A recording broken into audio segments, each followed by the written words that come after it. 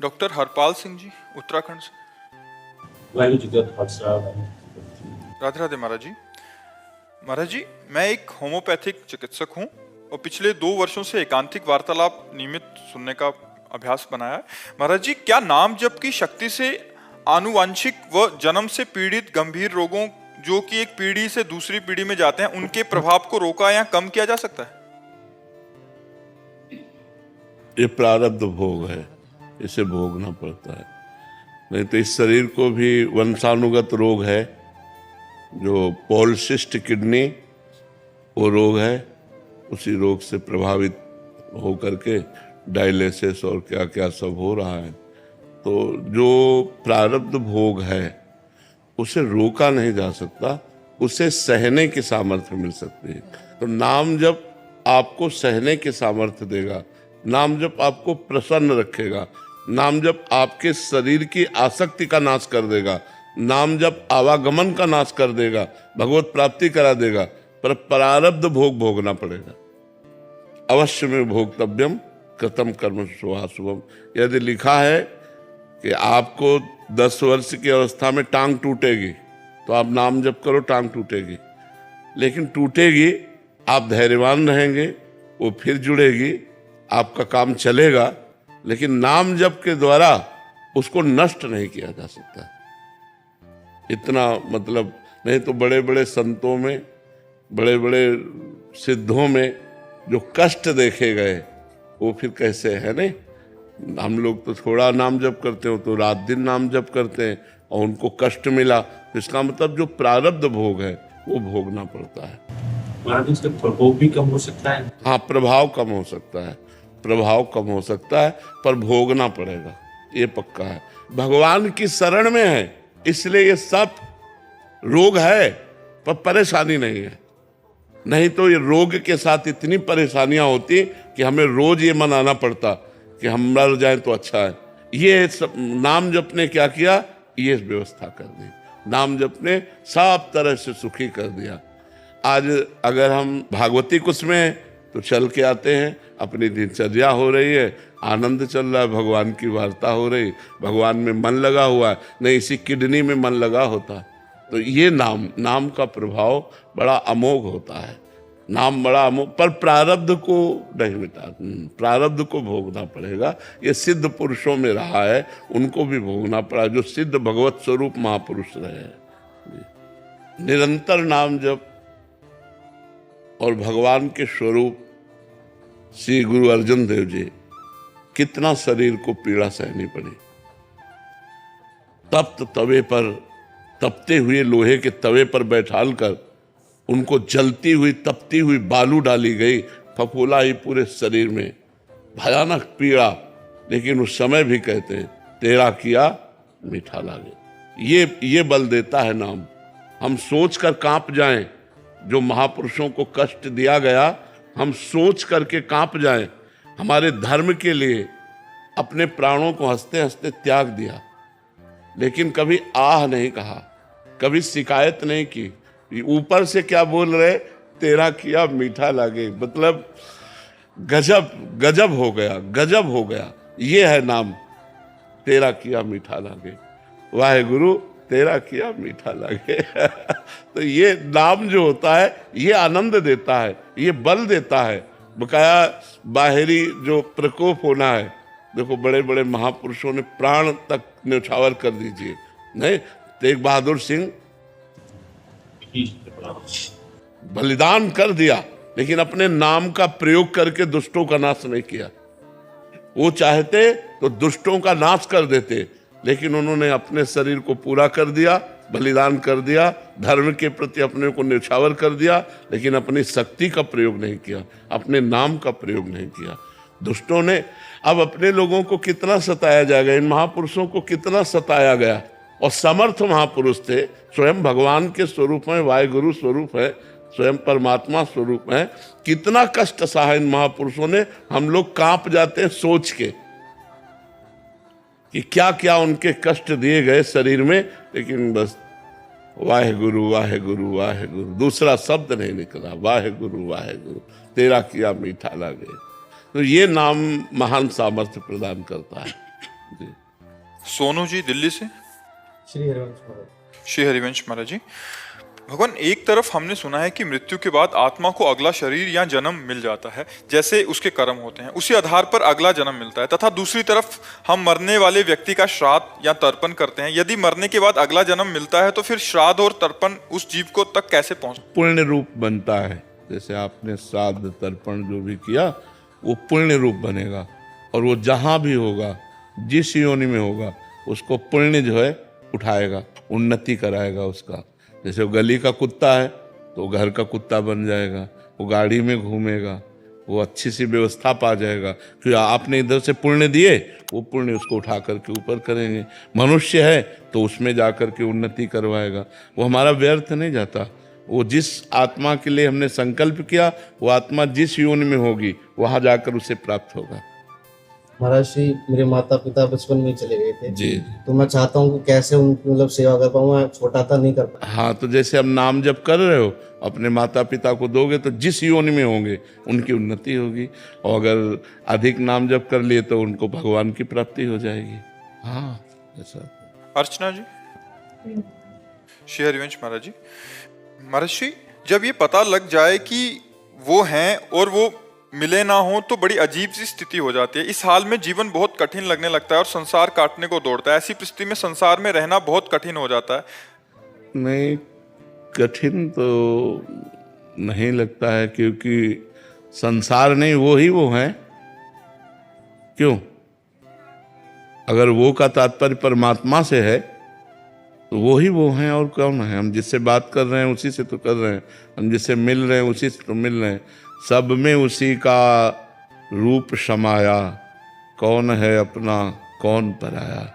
सब में वही विराजमान है। गोरे उसके, काले उसके, पूरब पश्चिम वाले उसके, सब में उसी का नूर समाया, कौन है अपना कौन पराया। अगर हम उससे प्यार करते हैं तो हम सबसे प्यार करते हैं, क्योंकि सब में मेरा प्रभु विराजमान है। सिय राम मैं सब जग जानी, करो प्रणाम जोर जुग पानी। ये प्रारंभिक स्थिति होती है कि ये सब माया है, लेकिन जहाँ माया वहाँ है भी तो है। बोले ये माया है तो है परमात्मा है स्वरूप परमात्मा है। तो बोले ये ब्रह्म नहीं है, वहाँ भी तो है। ये ब्रह्म नहीं है, ये माया है, तो दोनों जगह है ना। वो है जो हमारा प्यारा है, जहाँ कहा जा रहा है नहीं है, वहाँ भी है, क्योंकि है परमात्मा। जो है स्वरूप है वो परमात्मा है। तो आप देखो, नहीं है तो नहीं तुम्हारी भावना, लेकिन वो है। तो किससे भागूं, कहाँ भागूं? सर्वत्र वही विराजमान है, उसके सिवा कोई और है नहीं। बस ये जानकारी मिल जाए तो हमारा हृदय शांत हो जाए, हमारा हृदय प्रसन्न हो जाए। पर भजन करो और भजन करो, आगे और बढ़ो। प्रारंभिक स्थिति है, आगे और बढ़ोगे तो सब में देखो। गोपीजन कहती जित देखूं तित श्याममयी है, मायामयी नहीं। मैं जिधर देखती हूँ मुझे श्याम सुंदर दिखाई देते हैं। श्याम सुंदर के सिवा कोई है ही नहीं। यमुना जी को देखती हूँ तो वही श्याम रंग, आकाश को देखती हूँ वही श्याम रंग, वृक्षों में देखती हूँ, लताओं में देखती हूँ, घर में देखती हूँ, जिधर देखती हूँ। अब चूंकि पुतरी श्याममयी हो गई तो जिधर देखे उधर श्याम सुंदर दिखाई देंगे। पुतरी राममयी हो गई तो जिधर देखो उधर राम दिखाई देंगे। पुतरी काममयी हो गई तो जिधर देखो उधर दोष दिखाई देगा। सृष्टि कैसी? जैसी हमारी दृष्टि। तो हमें अपनी दृष्टि बदलनी है, भगवत भाव में लाना है। किसी से कहीं कुछ भागने की जरूरत नहीं, सब में वो समाया है। किससे भागूं, कहाँ भाग कर जाऊं? आप हमें बताओ कि यहाँ भाग के चले जाओ, माया नहीं है। आप हमें वो स्थान बताओ जो माया रहित हो, और वो स्थान बताओ जो परमात्मा रहित हो। दोनों बातें हमें बताओ। तो दोनों बातें असंभव है। कोई ऐसी जगह नहीं जहां माया ना हो। अगर माया से भागे तो, और जिसके लिए भाग रहे हैं, तो कोई ऐसी जगह नहीं जहां परमात्मा ना हो। बस यही बात समझ ले तो हर दिशा सकल भूमि गोपाल की आमे अटक कहा, एक आनंद बना रहेगा, दसों दिशाएं मस्ती में, चाहे जिधर भी हो हम अपने भगवान में हैं। जब भगवान सर्वत्र हैं तो यहाँ भी हैं, सब समय है तो इस समय भी हैं, सब में है तो मेरे में भी हैं, सबके हैं तो मेरे भी हैं। क्या परेशानी, मस्त एकदम। नाम जप करो और आगे बढ़ो। हर्षदीप यादव जी, इंदौर से। जी हरिवंश। श्री हरिवंश महाराज जी। महाराज जी, पिछले कुछ समय से मैं अपनी स्थिति को देखा, कभी तो सिर्फ भजन अच्छा लगता है तो कभी माया का आकर्षण प्रिय लगता है। ये अभी तीन गुणों का प्रभाव है, आपकी स्थिति नहीं है, ये तीन गुणों का प्रभाव है। जब सतोगुण आएगा तो भजन में रुचि होगी, जब रजोगुण आएगा तो भोग में रुचि होगी नाना प्रकार की, और जब तमोगुण आएगा तो निद्रा, आलस्य, प्रमाद, हिंसा, द्वेष, ऐसी बातें आएंगी। ये गुणों का प्रभाव है, अभी आपकी स्थिति नहीं है, ये गुणों की स्थिति है। आपकी स्थिति जब जागृत होगी तो उसमें एक रस्ता आने लगेगी। अभी एक रास्ता थोड़ी है, जो रहे सदा ज्ञान एक रस, तो ईश्वर जीव भेद कहो कस। अभी जीवत्व में हो, त्रिगुण माया के अंतर्गत हो, इसीलिए खूब नाम जप करो, जबरदस्ती नाम जप करो। जब भोगों की इच्छा आवे रजोगुण, तब नाम जप और बढ़ाओ। जब तमोगुण आवे तो कीर्तन करो, नाम कीर्तन करो। भगवत भजन के अभ्यास से तीनों गुणों में यदि भजन होने लगे तो आप गुणातीत की तरफ पहुंचने लगेंगे। आप कह रहे हैं कि आपको बेपरवाही से आ रही है कि सब देख के कि ये तो होना ही है, तो एक अच्छा है, भजन का फल होता है। भजन का फल होता है भगवान पर भरोसा होकर बेपरवाह हो जाना। तो ये बेपरवाही सही है क्या? हाँ, प्रमाद तो बिल्कुल, नहीं है कहीं? बिल्कुल सही नहीं, प्रमाद नहीं है। प्रमाद जब भजन से बेपरवाही आने लगे तो प्रमाद समझना चाहिए। भजन करने में, भजन के बल से संसार के सब सुख दुख समान नजर आने लगे, बेपरवाही आने, तो यही तो मस्ती भजन की होती है। अभिषेक जी, जम्मू से। राधे राधे महाराज। श्री हरिवंश महाराज जी। महाराज जी, आपके चरणों में कोटि कोटि प्रणाम। महाराज जी, कुछ समय पहले अपने धर्म के बारे में पढ़ने की रुचि जगी, जिसके चलते सनातन धर्म के 6 दर्शनों के बारे में पढ़ने का अवसर मिला। लेकिन कुछ विषय ऐसे थे जो हम जैसे आम लोगों के लिए समझना थोड़ा कठिन थे और एक असंतुष्टि बनी रहती थी। सौभाग्य से आपसे जुड़ने के बाद भक्ति मार्ग और नाम जप में एक अलग सा आनंद का अनुभव हुआ। महाराज जी, हमारा प्रश्न है कि एक आम गृहस्थ जीवन में यदि हमारे सनातन दर्शनों के बारे में अगर ना भी पता हो तो क्या भगवत प्राप्ति के मार्ग पर चला जा सकता है? बिल्कुल चला जा सकता है। कुछ ना पता हो, 2 अक्षर बस डाल लो, राधा राधा। जब राम नहीं बोल पाते थे और मरा मरा मरा रटा, तो हमारे सनातन धर्म का इतिहास रच दिया। नहीं, सनातन धर्म का इतिहास रच दिया। जो महान ग्रंथ है रामायण, वाल्मीकि रामायण, तो आप सोचो नाम में कितनी सामर्थ्य है। जितने दर्शन शास्त्र हैं, जितने वेद हैं, जितने पुराण हैं, इन सब का बीज नाम है। जैसे बीज है तो फिर वृक्ष है, फिर पल्लव पुष्प फल। तो जितने भी जो कुछ शास्त्र हैं वो सब आप नाम जप कीजिए और गृहस्थी में पापाचरण ना होने पावे। अपने धर्म से कमाइए, परिवार का पोषण कीजिए और नाम जप कीजिए, देखिए आपको भगवत प्राप्ति हो जाएगी। नाम जप निरंतर करना, भगवत चिंतन निरंतर करना। यस्य स्मरण मात्रेण जन्म संसार बंधनात् विमुच्यते नमस्तस्मै विष्णवे प्रभु विष्णवे। जिनका स्मरण मात्र जन्म संसार के बंधन से मुक्त कर देता है, उन भगवान विष्णु को नमस्कार, जो सर्वत्र व्यापक है। बात समझ रहे ना? यस्य स्मरण मात्रेण, भगवान ने कहा अनन्य चेता सततम यो माम स्मरति नित्य सा तस्याहम सुलभा पार्थ नित्य युक्तस्य योगिना। जो मेरा अनन्य चित्त से सदा स्मरण करता रहता, मेरे में युक्त होकर, मैं उसके लिए सुलभ हो जाता हूँ। सुलभ मतलब सहज में भगवत प्राप्ति हो जाती है। तो ये बात है। अब विद्वान है तो चाहे जितना शास्त्रों में दौड़े, पर आप घंटा 2 घंटा शास्त्र पढ़ेंगे, फिर इसके बाद अगर नाम जप नहीं है तो फिर असत चिंतन में आ जाएंगे। कितनी देर आपकी ज्ञानमयी बुद्धि काट पाएगी माया को? तो नाम जप।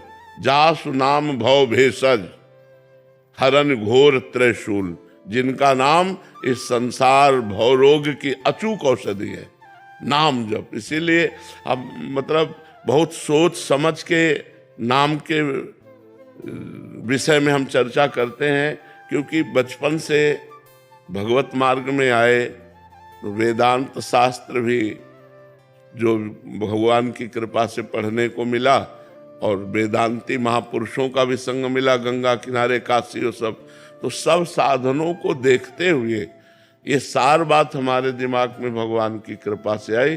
इसीलिए हम सबको हर प्रश्न का उत्तर नाम है, हर प्रश्न का उत्तर नाम में है कि अगर आप चाहते हो, जो भी चाहते हो, नाम जप करो, सब ठीक हो जाएगा। नाम जप करो और करके देख लो, ना ठीक हो जाए तो हमसे कह देना। लेकिन दीर्घ काल, सातु दीर्घ काल निरंतर सत्कार सेवितो दृढ़ भूमि, उस नाम को दीर्घ काल तक निरंतर आदर सहित जप करो, तब आपको पता चलेगा। ऐसे 2-4 महीने जप किए और नाना प्रकार के सुख दुख के थपेड़े आए और छोड़ दिए तो फिर अनुभव नहीं कर पाएंगे। सुख दुख में बराबर नाम जब चलता रहे तब आगे आप बढ़ पाएंगे।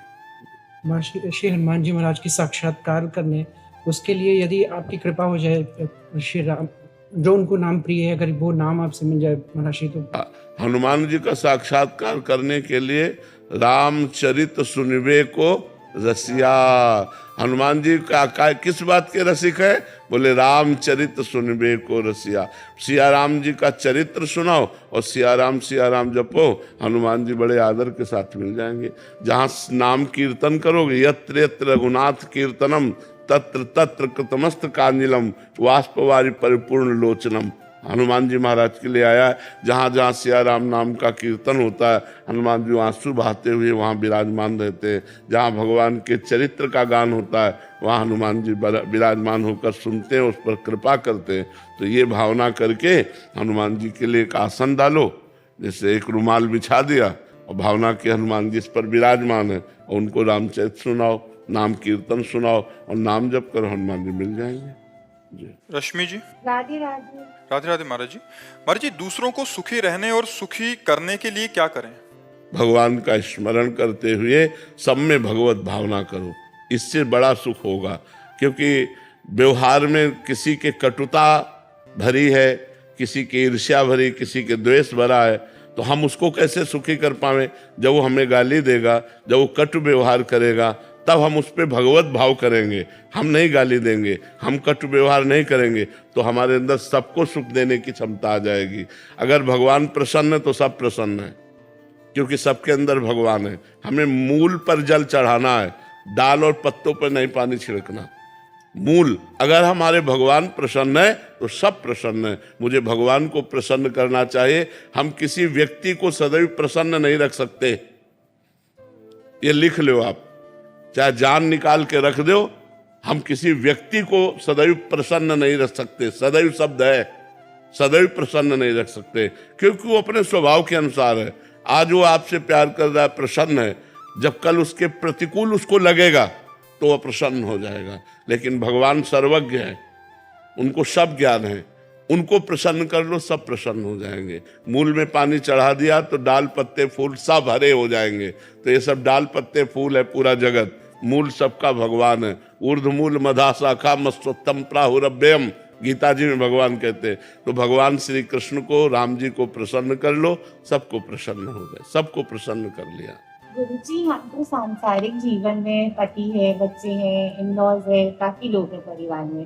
तब सपोज कभी कुछ बोल दिए, गुस्सा कर दिए, तो क्या मैं सिर्फ राधा राधा राधा ही बोलती थी? बस कुछ रिएक्ट नहीं करूं? बस नाम जप करते रहो और सब में भगवत भावना करो। पति में भी पावर भगवान है, पुत्र में भी पावर भगवान है। अगर भगवान ना हो तो पति पुत्र के शरीर में हलचल नहीं हो सकती। ये जो स्वर निकल रहा है ये ईश्वर का ही है, ये जो हलन डुलन हो रही वो ईश्वर से ही हो रही है। सब में भगवान व्याप्त है। अगर हम उस भाव को देख ले तो सबको सुखी कर पाएंगे। श्री हरिवंश महाराज जी। महाराज जी, पिछली बार आपके सन्मुख मैं ये संकल्प करके गया था कि आगे जीवन में कभी भी कोई गलत आचरण अर्थात ब्रह्मचर्य नष्ट नहीं करूंगा, और मैंने प्रयास भी किया महाराज जी। पर मन कभी कभी ऐसा तांडव करता है कि ये सब भूल जाती हैं बातें उस समय, मतलब कैसे इसका है? हाँ, पर कोई बात नहीं है। अगर हम कहीं असफल हो रहे हैं तो हमको पुनः दृढ़ होना चाहिए। ये मार्ग ऐसा नहीं कि एक बार असफल हो गए तो हम निराश हो जाएं। 1000 बार असफल हो जाए तो भी हम सफलता के लिए कदम बढ़ाएंगे, तभी हम सफल हो सकते हैं। नहीं तो मन बहुत बलवान है। आप तो बच्चा हो, बड़े बड़े साधक, बड़े बड़े तपस्वी ऋषि मुनियों को इस मन ने घुटने टेकवा दिए हैं। घुटने टिकवा दिए, रोना पड़ा है, पतन करवा दिया है, गिरा दिया है। तो अभी तो तुम बच्चे हो, अभ्यास करते रहो, नाम जप करते रहो। अगर कोई चूक हो जाए तो पश्चाताप करो, फिर आगे बढ़ो कि आज से फिर संकल्प लेता हूँ, फिर चूक हो जाए फिर संकल्प लीजिए। कभी न कभी तो आप निकल ही जाएंगे ना। नाम जप कर रहे हैं, इसमें निराश न हो कि अब यार क्या होगा, 50 बार फेल हो चुका तो क्या, नहीं, 1000 बार फेल हो जाऊंगा तो भी कदम रोकूंगा नहीं, तो पार हो जाओगे। इसमें हारना नहीं है। इसमें अगर हारना स्वीकार कर लिया तो फिर मन मार देगा। फिर होगा कि यार जब एक बार हुए, 100 बार हुए, 1000 बार अब नहीं निकल पाऊंगा, तो फिर अब भोगों की तरफ छूट हो जाएगी। नहीं, मैं निकलूंगा। इस बार 30 दिन में हुई है, अगली बार 40 दिन हम संभालेंगे, फिर हम 50 दिन संभालेंगे, धीरे धीरे हम पूरा जीवन संभाल लेंगे। ऐसे चलना चाहिए। पर साथ में नाम जप हो और सत्संग हो। सत्संग उत्साह बढ़ाता है। जब हम परास्त होते हैं और संतों की वाणी सुनते हैं तो हमको एक नई ऊर्जा मिलती है, हमें चलने का उत्साह मिलता है। अगर सत्संग सुनते रहे और नाम जप करते हैं तो हम हर दोष पर विजय प्राप्त कर लेंगे। बहुत अच्छे बच्चे हो जो सतमार्ग पर चलना चाहते हो, भगवान सहयोग देते हैं तभी हम लोग चल पाते हैं। अनीता जी। राधे राधे महाराज जी। महाराज जी, मेरा प्रश्न गुरु मंत्र के विषय में है। क्या गुरु मंत्र एक स्थान पर बैठकर ही जपना चाहिए, चलते फिरते घर के कार्य नहीं, पवित्र अवस्था में चलते फिरते घर के कार्य करते हुए भी गुरु मंत्र जपा जा सकता है। लेकिन हमारा शरीर पवित्र हो, हमारे वस्त्र पवित्र हो और स्थान पवित्र हो तो हम गुरु मंत्र जप सकते हैं। उस गुरु मंत्र में पवित्रता की प्रधानता रहती है। और नाम जप में आप चाहे जैसे हो, जहाँ हो, हर समय जप कर सकते हो। लेकिन गुरु मंत्र पवित्र अवस्था में, वो आप बैठकर काम करते हुए, अगर आपको लग रहा है आपके शरीर के वस्त्र पवित्र है, आप पवित्र है और जिस स्थान पर हैं वो पवित्र है, तो आप निरंतर गुरु मंत्र जप सकते हो। और ऐसे जूते चमड़े के अलावा कोई और हो? हाँ, जूते जैसे आप बाथरूम और शौचालय नहीं गए तो मंत्र जप सकते हैं। जैसे हम लकड़ी की पादुका पहनते हैं तो अगर हम लघुशंका जाएंगे तो पादुका उतार देंगे और लघुशंका जाके पैर धो के फिर पादुका पहनेंगे। पादुका पहनकर अगर लघुशंका गए तो उस पर गुरु मंत्र नहीं जप सकते। तो ऐसे ही जैसे प्लास्टिक के जूते हैं या अन्य हैं, वो केवल चमड़े के नहीं होने चाहिए और आपने उनमें लघुशंका या शौच आदि नहीं हुई तो आप वो पहन करके जप सकते हैं।